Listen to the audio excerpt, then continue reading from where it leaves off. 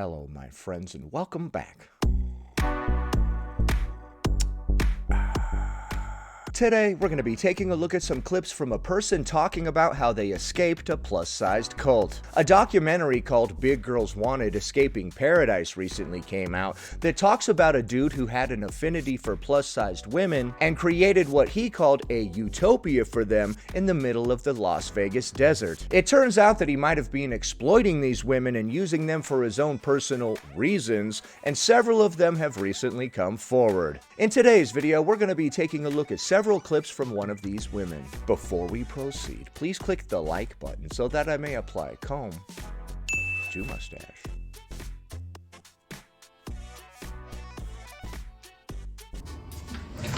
Hello guys, my name is Kayla and I am a victim at Stefan's Pearadise. If you're seeing an ID channel documentary named Escaping Paradise, you should definitely watch it. I've heard about all of those women before I even met them through Stefan, and I would definitely say this is my story and my experience, and mine is going to be a little bit different. Okay, so as I said in the intro, she was actually staying at that Paradise place that they recently made a documentary about. She's going to tell us about it. I think we can all say that the ending is pretty much the same, but the way it goes down is a little bit different. I had a very traumatic experience in only 4 months' time being at Stefan's, and I'm just going to break it down. I first met Stefan back, like 5 years ago through TikTok. I was seeing him, and in my mentality, it's a little bit different, okay? It's not going to be the same story as everybody else's. Okay, so he reached out to you on TikTok? I didn't necessarily choose to reach out to Stefan because You reached out to him? Okay. It felt like an inviting place to be. I'm not saying that those girls are dumb or anything. I want to clarify that they're not dumb. He is very smart and really good at manipulating who he is to make that place feel safe. But for me, I kind of saw through that. For me. And so my intentions when I reached out to him was not that. What I saw was, I'm a content creator. I do, that kind of content, okay? Okay, you were making spicy content at the time? And he is a rich man. Well, this is what I thought. A rich man living in a mansion and has a lot of plus-size girls there. You thought he was rich. Was that part of the grift? We're also models and content creators. And this is going to be a place for me to make money and maybe make money from him. I'm too skinny. Believe it or not, guys, I'm too skinny for Stefan. Okay.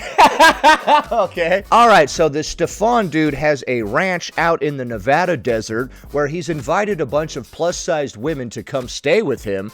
She thought this was going to be an opportunity for her to expand or grow her career in content creation. But apparently, Stefan thinks that she is too small.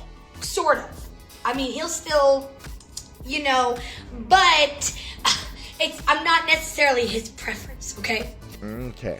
So back to what I was saying. So I see his thing. I'm like, oh, this guy's got money or whatever. I'm going to reach out. Maybe this is going to be part of my career here is, And while talking about it, I was like, he's kind of a funny guy. He's kind of fun. This house could be great for content creation. This and that. I'm going to get to know him more. Well, then, I met other people there at the mansion. There was Angel, his ex, and his other ex, Cass. He had a straight-up mansion out there in the Nevada desert. Damn, this guy is rich. And some other people, and I was making connections, and I thought, business-wise, this is great. Okay, so we thought it would be great for business if we move out to this creepy dude's mansion in the middle of the Nevada desert. Okay? That's what I thought. And it's all my field because I'm a plus-size woman. And so what I mean by it's a little bit different than others is because they went in with the intent of a family, fan, and bonding, and I went in for money. Okay. But let me just break it up for you. That mansion ain't his, buddy. Okay, the mansion isn't his, she said in the end of part 1. Now let's look at part 2. I have 4 parts to this. There are several more, but we only have time for 4 today. The mansion is not technically his, okay, guys? It's not. He's borrowing the mansion? His dad and mom bought it for him, and they're constantly helping him out of these rents. But I mean What the hell? I wish my parents bought me a mansion. Damn. the house might be under his name, and HOA has been trying to take him out. I remember when we went into this, I actually contacted his HOA. There's an HOA in the neighborhood where his mansion is, and they're angry. I've seen HOAs get angry about people having lights that were too bright and various things like that. I can only imagine how angry the HOA Karens would get if you were running basically a plus-sized brothel. Because he had an illegal tattooing business in there, and then everybody told me that I was hurting we'll get into that. That's later to come. Anyways, so right now, so he doesn't have money. All right, so if he's feeding these girls, you know what he suggests to take these girls out to go do? He says, hey girls, let's go to Heart Attack Grill, which thank God that place is closed down, so I don't know where he's gonna get free meals now for all his women.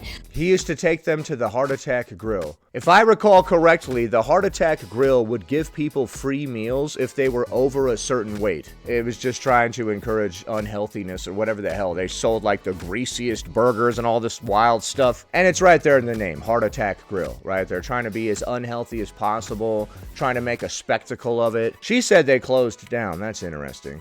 But Did somebody actually have a heart attack in there? Hold on. We have to look this up real quick. I have to know what the hell happened to the Heart Attack Grill. Hold on.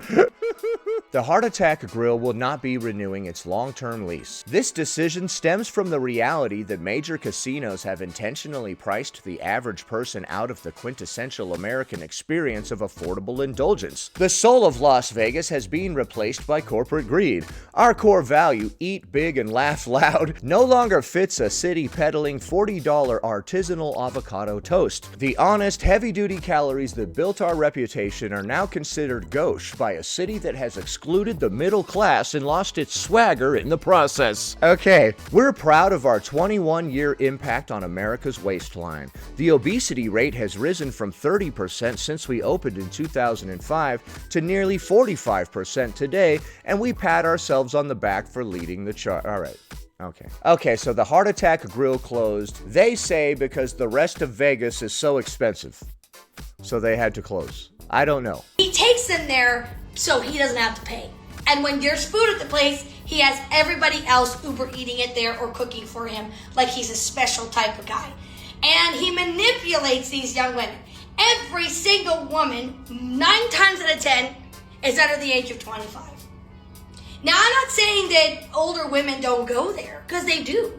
But his preference is really young women. When I met Angel, which is his last ex that I'm aware of, she was 19. He's in his 50s. Okay, that is very disturbing. People should really stop getting with this dude. It's almost always a red flag when someone that's that much older is seeking out someone that's that young. Somebody in their 50s looking for people that are 19 up to the age of 25 is looking for a power imbalance that they can exploit. They have a lot more experience in this world, XYZ, and there's going to be an enormous power imbalance in this relationship. They're going to take advantage of you and push you around, and in fact, that's why they got with someone so young, specifically so they can do that. I'm sorry, to me, it's a little creepy. It is also creepy to me, and probably the rest of us. I'm not saying it's illegal, it's just odd. But why does he do this? Now, I believe that there's couples out there with older guys and younger women where it's not this type of dynamic. But with his dynamic, it is about manipulation. And control. And a lot of people, it is about that as well. A lot of other people. Not always. Sometimes there's a huge age gap relationship that is not like that. But most of the time, from what I've seen, it's about this. Older dudes that are seeking out much younger women are seeking out somebody that they can exploit and take advantage of. You could not manipulate a 30-plus-year-old woman as easily as you can a teenager and somebody in their early 20s. Absolutely. They're just experiencing life outside of their house with their parents. This is an easy form to do. So I was seeing a lot of that in the house right away. And I kind of knew, but again, when it didn't necessarily involve me and it didn't seem that major in the beginning, I didn't really feel like it was my place to say anything. But while living there, you learn things as they come. People saying in the comments that, you should know in one day. You don't. Sure, I knew he was like a predator type guy. I knew that he was touchy-feely. Okay, so you did know from day one then. Some people, and I'm not saying it's her fault or anything. I'm not saying it's your fault that any of this stuff happened to you just because you went there knowing that the dude was sketchy. 100% believe this. If you are not comfortable with that, that is, wrong. I don't want to use certain terms. I'm trying to keep it as PG as possible in the best way I can. But that is wrong.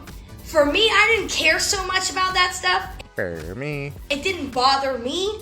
So that's why I say my situation is a little bit different than theirs. So my issues with Stefan are different. But theirs are still valid and 100%. And he does do those things.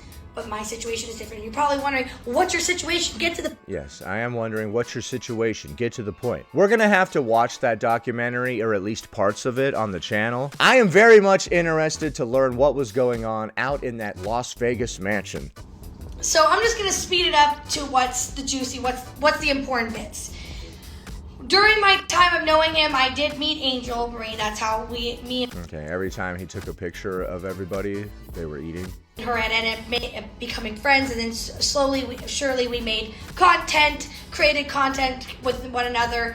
I even visited her out where she lives, and vice versa. This before she even dated Stefan. And then a year later, when she was moving out of Stefan's, I came to visit, and that's kind of where this all story began. When Angel was leaving Stefan's, I came to visit her, not necessarily Stefan. But at the time, I was living out of a van, a small one. And I kind of, figured, well, she's moving out, and there's going to be space, and Stefan was stating his case that kind of like she was the enemy. Although there were some things I was kind of seeing, and I understood why she wanted to leave, and I shortly found that out. So when I first moved in, the first couple weeks, besides the fact that we already know that he's a predator, those things, they didn't really affect me, right? So we're not going to really get into that necessarily with me. Okay, so we moved into this dude's house knowing that he's a predator, but we wanted to move in anyway. Some other chick was moving out. You were living in a van at the time, so you wanted to move into this house to get out of the van. But I moved my stuff in, and I guess I didn't know how extreme it was and all the drama. And he had other roommates. There was Sam, who did tattooing at the mansion. She didn't have a shop. She wasn't really certified. So she was making her rent money through doing that at the mansion. Another thing was Alana. Oh boy. And that's kind of where this all started. I'm not going to lie. I know it's not really him necessarily, but it becomes him. So we need to pay attention. So when I first moved in, there was this woman, Alana. She was renting there. She had one of the biggest rooms and she was paying less than all of us. I guess that's because they had their friendship or whatever. And she did not like me from day one. And that's the confidence issues. Now, I'm not saying all of the fat girls that go to Stefan's house have insecurities, but I will say most of them do, okay? And everyone has insecurities. It's a lot easier to take advantage of people that are insecure. Trust me. I know. No, I'm just kidding. I don't do that. But it is. It literally is. That might be one of the reasons why he seeks out certain groups of people, because he assumes they're insecure or lack confidence and therefore are easier to control. Skinny, not skinny. We all have insecurities. But when you pile in a bunch of women competing, and then you also have a lot of people who are insecure about themselves all within one box, it's going to get toasty. Okay? And it surely got toasty. Now, what does that mean? It means things got heated and we were arguing and fighting a lot. Alana was somebody who I understand where the hatred began. It came from me not having to work a 9 to 5 and being at the mansion and being able to pay double what she pays and affording things and affording a bunch of food and getting to go out and do these things. Okay, so you were making more money than Alana, and she was butthurt about it. And my work is, I get online, I show myself eating my dinner and I get off, and then I call it a night.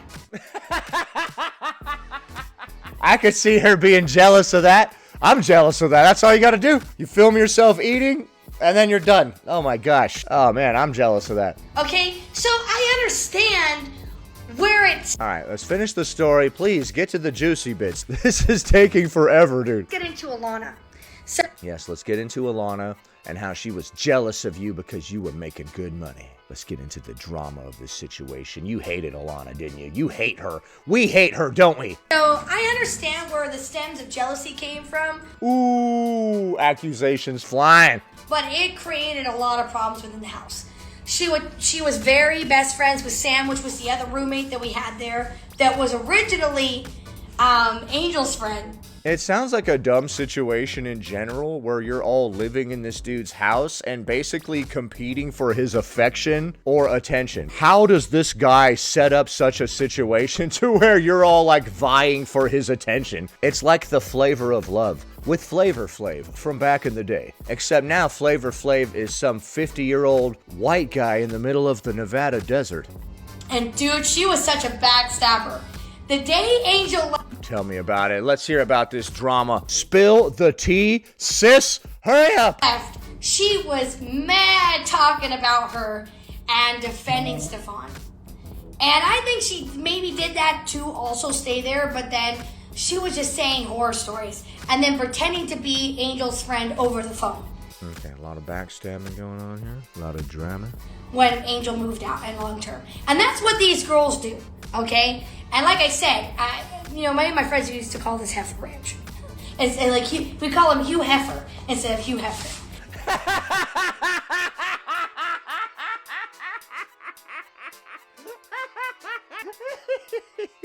Instead of Hugh Hefner, you called the guy Hugh Heifer. Oh my God. God, that's funny. Anyways, continuing on. I don't know if we can move on from that. That's very funny. Let us reminisce for a moment. Hugh Heifer. That's funny. All right, so all this drama was going on, and Sam and Alana were besties, and they're my other roommates. So when there's problems, I would go to our landlord, Stefan, and he would do absolutely nothing. And he would do absolutely nothing. He was not good at conflict resolution. I was like saying, oh no, you're wrong, K-Bear, you're wrong. It's not like that. And he'd bring up all this crap. So eventually I was like, I have to handle these situations myself. So I figure he's got a camera in all his rooms. I'm gonna get a camera for mine. And I put a ring light in there and I told nobody. And I was figuring to catch her on camera, which I did. And I'll show that. Just wait. Okay, there's a picture of her opening the door. I swear, there's going to be good juicy things to see. Just hold on. I know I'm talking a lot, but this is so much information. Okay, so she was breaking into your room. I have that same fan, by the way. This stand fan. It's a good fan. I recommend it. Okay, so she was breaking into your room? What the heck? In a short period of time. So anyways, Alana's causing all these problems with parking, getting me to be enemies. This girl Audrey comes. Audrey is a homewrecker. Don't bring your man anywhere near her. There is a lot of drama going on at this house. We're gonna have to watch the other parts from this chick too, besides watching that documentary. I have 4 parts here, but I believe she has 7 or 8 parts to this series. Now, my man never did anything with her, but she would try even in front of my face to get with him. She also moved into the mansion. This is another beast I have to talk about. Okay, the audio quality got real crappy now. She moved into that mansion, or kind of not really moved in, but she's there a lot. I say moved in, but she still kind of lives in California. She went there with a boyfriend, a monogamous relationship. The boyfriend was a semi-truck driver, so he was never around. And he had inkling that she was cheating on him and going his places. And she was doing just that. Okay. I like how we're airing out everybody else's dirty laundry. I love it. I am absolutely here for this. So this other chick was cheating on her man while he was out truck driving. What the heck, chick? First day she came back, I'm not at Stefan's. I would never go there while we're in Stefan's kitchen. I hope that truck driver's watching this right now. And doing whatever with guys in the pool and whatnot. I see. Now she's an escort. I don't know if that boyfriend's around anymore. I think he ran for the hills. Okay, it sounds like he should run for the hills if he didn't. But it's one of those kind of people. So what she would do, because she had an issue with me and she thought that my boyfriend was hot, she would flirt with him. She would try to get him to do things for her, constantly call for him, flirt, and do all these things. So I was like, okay, you're not a girl's girl. I'm not even going to bother being friends with you. But that's what made Audrey and Alana get so along. Okay, so it sounds like there's a lot of drama going down at Pearadise. She was telling us about the drama that she had with the other women living there. I feel like the story is just now starting to get interesting, but we don't have time to keep watching it. Let me know in the comments below if you would like to continue watching her story. We're gonna have to watch that Pearadise documentary as well, but it's also interesting to hear an eyewitness account from an individual. Either way, what do you think about the clips that we just saw? Leave a comment below. Happy Friday, everybody. I hope you have a great weekend. Anyway, that about does it. Thanks for watching, commenting, liking, and subscribing, and I'll see you in the next one.